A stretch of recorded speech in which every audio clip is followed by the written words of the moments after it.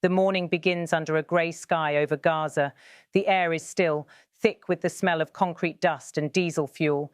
Through the shattered roads of Beit Hanun and Jabalia, a small convoy makes its way cautiously. The vehicles, armoured but unmarked, carry two men whose arrival signals both symbolism and scrutiny, Steve Witkoff and Jared Kushner, the personal envoys of US President Donald Trump. For the first time in nearly 2 years, Gaza is quiet. The guns have stopped. The skies are clear. The war for now is over, or at least suspended. Israel has announced a ceasefire, and for a moment, the territory that has seen so much bloodshed breathes again. The Israeli military released this footage, silent, carefully curated, showing Kushner and Witkoff walking through what remains of northern Gaza. Behind them, Israeli officers stand guard, and beyond them, the remains of a city that was once home to more than 2 million people. The images say what words cannot: the scale of destruction, the magnitude of loss, and the uneasy hope that peace might finally hold. This visit is more than symbolic. It is strategic.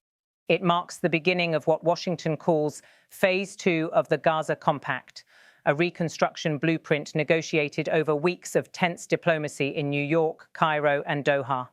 Under this plan, a US-led stabilization authority, supported by Turkey, Egypt, and Qatar, will oversee the rebuilding of Gaza, coordinate humanitarian aid, and prepare for a new administrative framework that excludes Hamas but aims to keep order on the ground. For Jared Kushner, who once helped negotiate the Abraham Accords, this return to the Middle East feels markedly different. The optimism of normalization has given way to the fragility of survival. He has described this mission privately as a test of endurance more than diplomacy. For Steve Witkoff, the real estate magnate turned presidential envoy, the task is to bridge business and politics, to turn Trump's promises of reconstruction into tangible projects, contracts, and investments. A senior White House official told reporters, "We're here to make sure the peace holds, not to declare victory."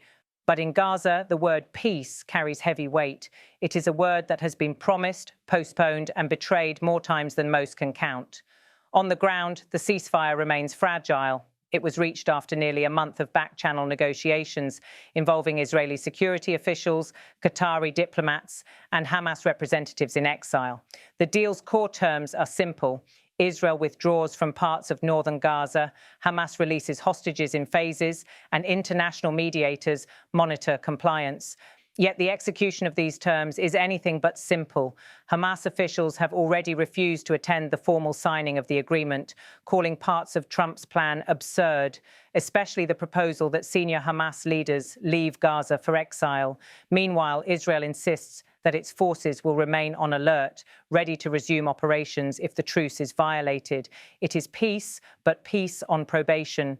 In Washington, President Trump has claimed full credit for the breakthrough. "It's the most difficult peace I've ever made," he said, describing his approach as one of maximum pressure on both sides. Critics, however, see something else, a deal born not from reconciliation, but from exhaustion. Still, the optics matter.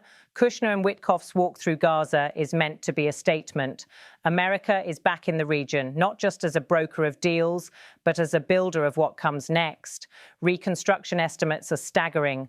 The United Nations says that over 67,000 Palestinians have been killed in the conflict, and more than 90% of Gaza's population has been displaced. Entire neighborhoods have been wiped out. The cost of rebuilding, according to the World Bank, could exceed $40 billion, an unimaginable sum for a territory with no functioning government, no tax base, and almost no remaining infrastructure. The US plan relies heavily on international donors, with Gulf states expected to foot much of the bill. Turkey and Egypt will handle logistics and border security. Israel will oversee demilitarization and supply routes. America's role, as Trump's aides describe it, is to coordinate to ensure the process stays honest and on schedule. But few here believe in schedules anymore.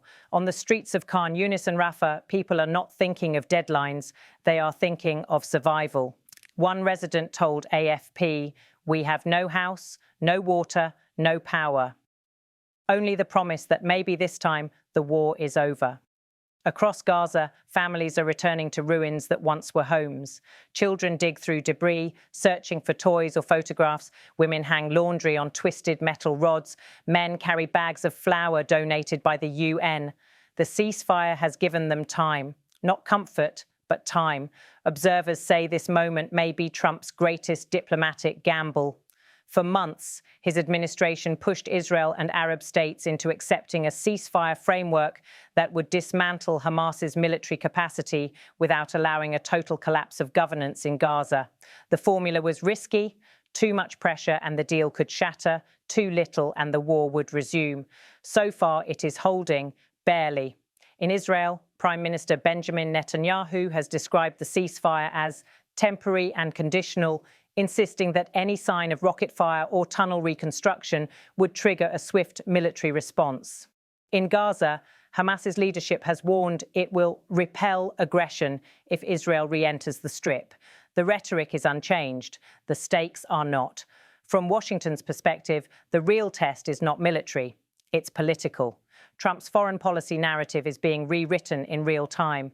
What began as a presidency defined by confrontation is now seeking validation through peacemaking. Officials close to the White House call it the peace through strength doctrine, a blend of hard diplomacy and high visibility, deals signed under cameras, then enforced by threats. Secretary of State Marco Rubio, briefing reporters in Jerusalem, said the US delegation's visit was part of a verification process. He explained, "If we can keep the peace for 30 days, we can start rebuilding trust. If we can't, we start again from zero." It is an admission of both realism and fatigue.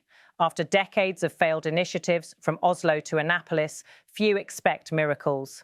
But for now, Washington's goal is simple: keep the guns silent, keep aid flowing, and keep the cameras rolling.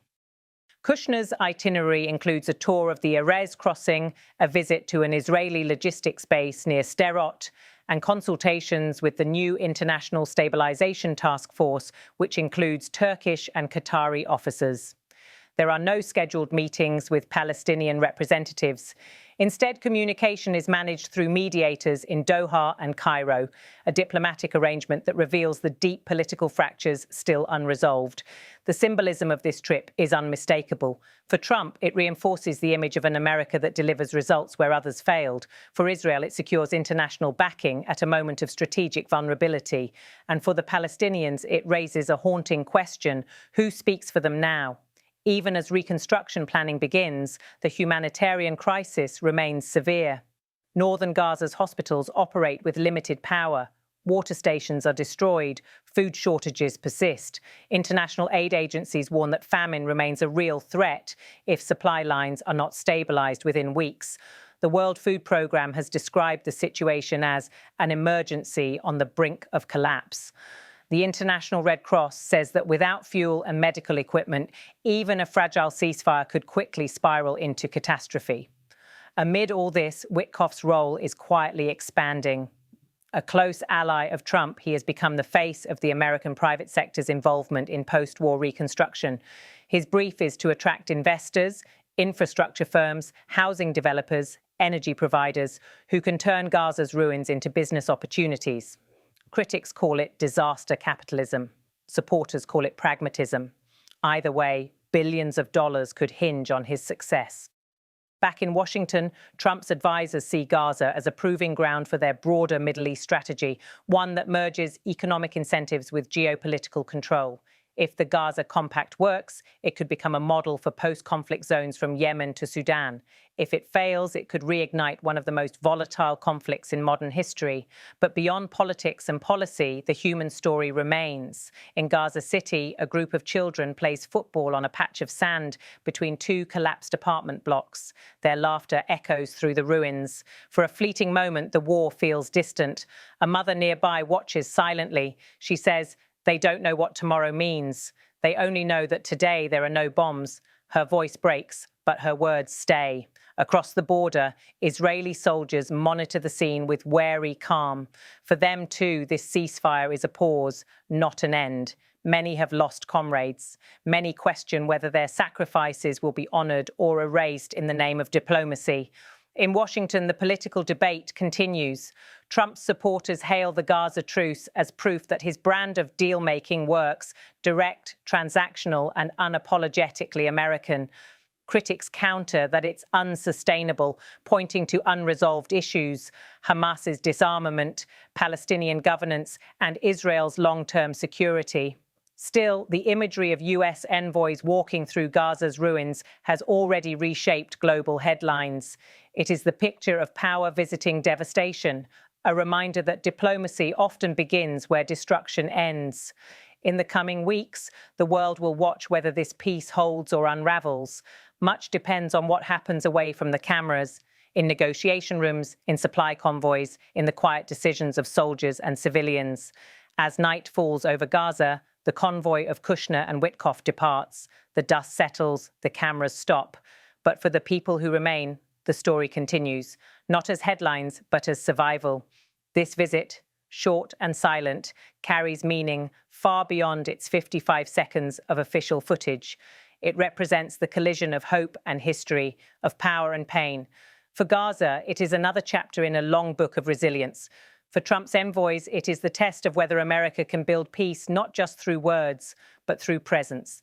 And as the final image fades, Kushner stepping through rubble, Witkoff glancing across the wreckage, Israeli soldiers watching from the edges, one truth lingers in the air.